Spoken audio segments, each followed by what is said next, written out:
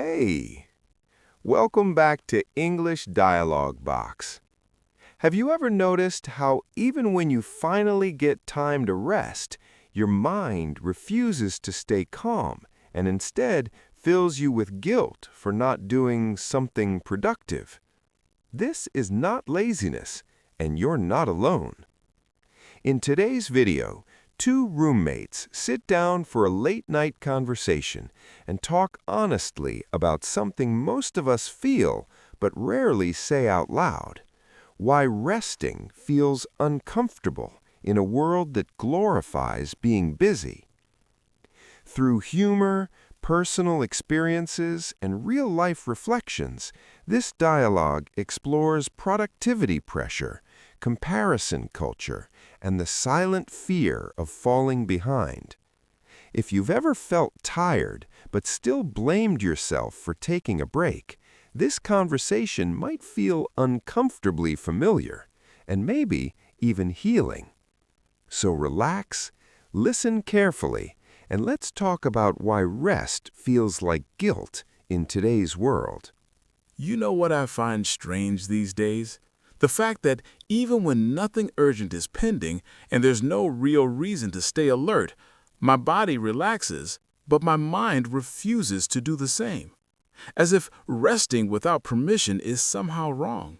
That feeling is too familiar, because whenever I finally lie down with the intention of resting properly, my brain immediately starts reminding me of unfinished tasks, imaginary deadlines, and responsibilities that were never officially assigned to me.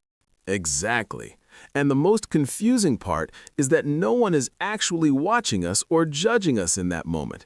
Yet the guilt feels so real, as if productivity has quietly become a measure of our character rather than just something we do.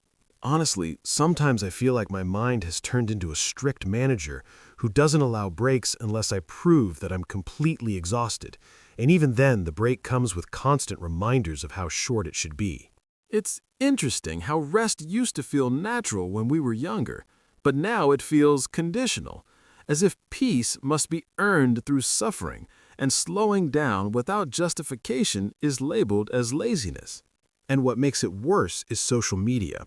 Because the moment I try to relax, I see someone posting about how early they woke up, how hard they worked, or how productive their day was, and suddenly my rest feels irresponsible. Yes, because we're constantly exposed to other people's output, not their burnout, their anxiety, or their quiet moments of doubt. So we end up comparing our invisible rest with their visible achievements. Nobody ever posts the story saying, "Today I rested properly and felt emotionally stable," because apparently that doesn't look impressive enough. True. Yet those quiet moments probably do more for long-term success than endless hustle, even though we rarely acknowledge that openly. I think this guilt also comes from how we were raised, because from school onwards, rest was always something that came after completion, after homework, after exams, after results, and never something we were allowed to take just because we needed it.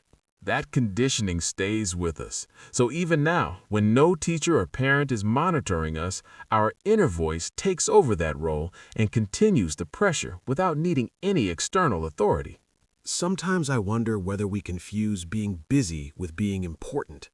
Because when we stop doing things, we feel invisible, like our worth is directly linked to how much we produce rather than who we are. That's a powerful thought, because constant activity gives us the illusion of progress, even when we are emotionally drained, while rest forces us to sit with our thoughts, which can be uncomfortable. Exactly. Because when I finally slow down, my mind starts asking questions I avoid during the day about direction, purpose, and whether I'm actually moving forward or just staying occupied. And instead of seeing rest as a space for clarity, we treat it like a threat, because clarity sometimes brings uncomfortable realizations that productivity conveniently hides. That explains why staying busy feels safer than resting, because busyness distracts us while rest demands honesty. What's ironic is that without proper rest, our focus decreases, our creativity suffers, and our patience runs out. Yet we still treat rest like a luxury instead of a basic human requirement. So basically, we feel guilty for resting, even though not resting makes us worse at everything we are trying to be productive at. Exactly, which makes the guilt not only unfair, but also illogical. I think another reason rest feels uncomfortable is because we fear falling behind, as if the world will move forward without us the moment we pause, even though everyone is secretly exhausted in their own way.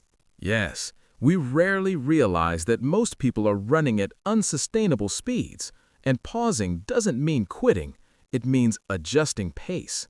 Maybe the real challenge is unlearning the idea that our value depends on constant effort and accepting that rest is not something we need to justify. That might be the hardest lesson of this generation because we are surrounded by messages that glorify exhaustion while quietly ignoring well-being. Imagine how peaceful life would feel if we could rest without mentally explaining ourselves to an invisible audience. That might be the most rebellious act of our time, resting without guilt. And maybe the most productive one too, even if it doesn't look impressive online. Perhaps the day we stop feeling guilty for resting is the day we start living with more clarity and less fear. Rest is not wasted time. It is recovery for the life we are building.